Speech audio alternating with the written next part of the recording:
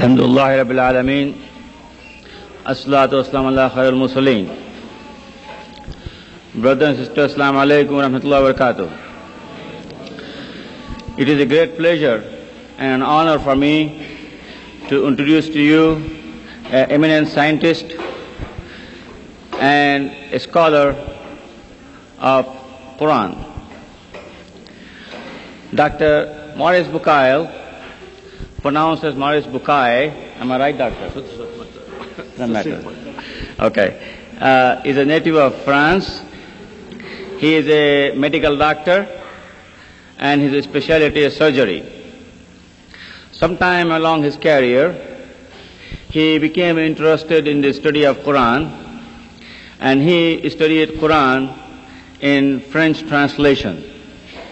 And later, he also read Quran in English translation, and he was pointed out the inadequacy of the translations.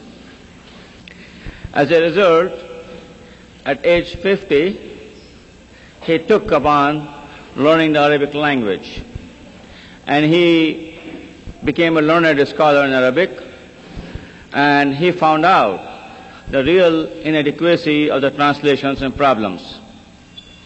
And being a scientist himself, he took upon himself to explain the biblical narratives and the Quran and science. And he wrote his book in French back in 1971, I believe, which was later translated and published in late 70s in English language. The book is The Bible, the Quran and Science. It's an excellent book. And then he came across the problem of the controversy between evolution and the creation. And he tackled that problem, and he wrote the book, What is the Origin of Man?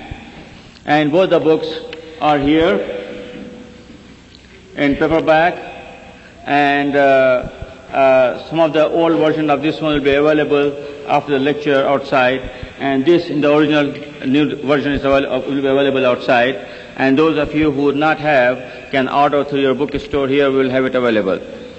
Now, he is writing a third book which is complete and ready for publication. It's The Medicine and the Mummies of Pharaohs. And there you know, the Musa alayhi salam was born at one Pharaoh, and when he crossed the Red Sea, there was another Pharaoh who was drowned. And he has done extensive research, and he came up with conclusions that there are two different Pharaohs, not the same one.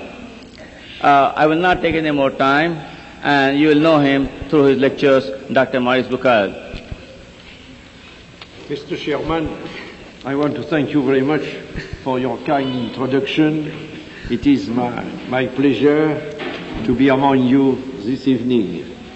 Ladies and gentlemen, Assalamu alaikum.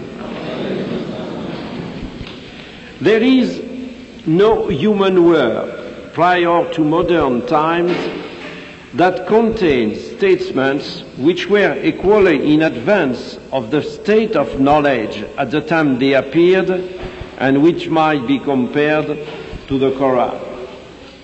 There is perhaps no better illustrations of the close links between Islam and science than the Prophet's hadith. اطلب العلم ولو في الصين. Seek after science even in China, which is a veritable invitation to man to enrich his knowledge. More significant, if it is possible, is the famous hadith, Midadul Ulama Abdalu min Dami Shuhada. The scholar's ink is more precious than the martyr's blood. It comes as no surprise, therefore, to learn that religion and science have always been considered to be twin sisters by Islam, and that today, at a time when science has taken such great strides, they still continue to be associated. And furthermore, certain scientific data are used for the better understanding of the Quranic text.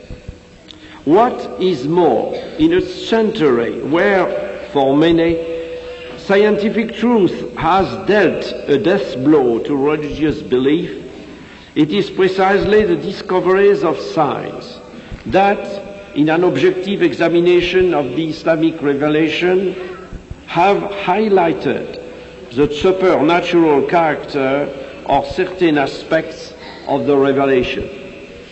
When all is said and done, generally speaking, scientific knowledge would seem, in spite of what people may say, to be highly conducive to reflection on the existence of God.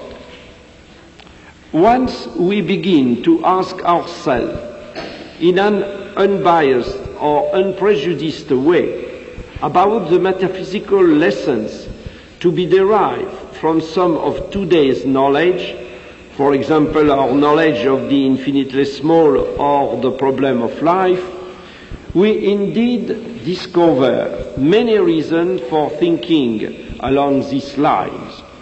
When we think about the remarkable organization presiding over the birth and maintenance of life, it surely becomes clear that the likelihood of it being the result of chance gets less and less as our knowledge and progress in this field expand.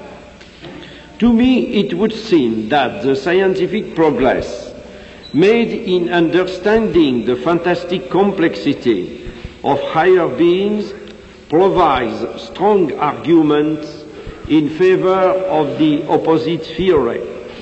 In other words, the existence of an extraordinarily methodical organization presiding over the remarkable arrangement of the phenomena of life.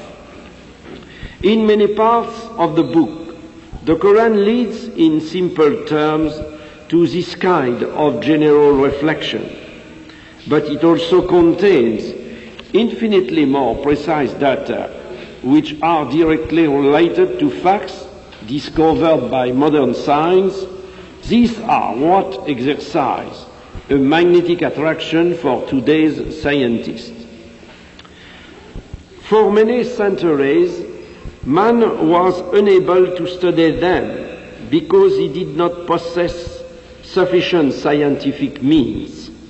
It is only today that numerous verses of the Quran dealing with natural phenomena have become comprehensible.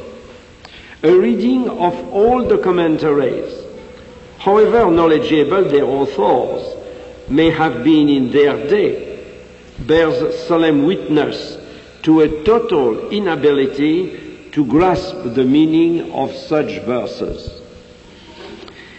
I should even go so far as to say that in the 20th century, with its compartmentalization of ever-increasing knowledge, it is not all